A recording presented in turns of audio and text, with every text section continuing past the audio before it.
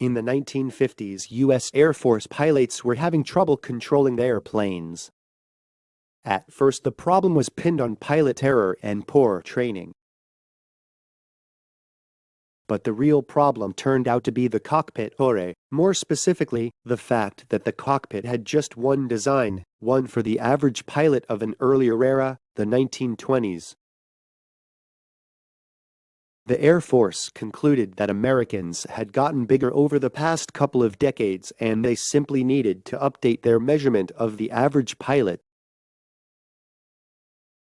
With the help of a young Harvard College graduate named Lieutenant Gilbert Daniels, they measured more than 4,000 pilots on 10 dimensions of size that seemed important for fitting into a cockpit: torso length and chest circumference.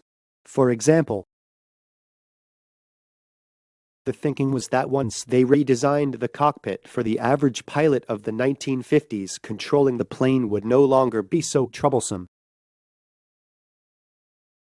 Most pilots, they assumed, would be within the average range on the majority of dimensions and that a good number would even be average on all 10 dimensions.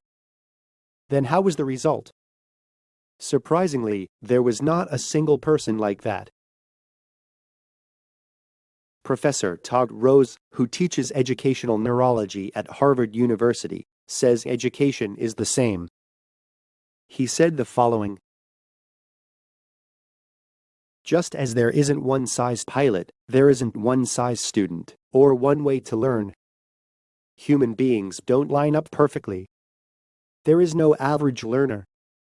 Every student has a jagged learning profile. They have strengths and weaknesses.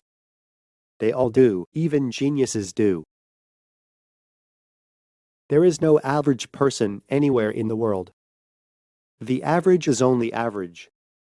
Therefore, don't pay too much attention to the average.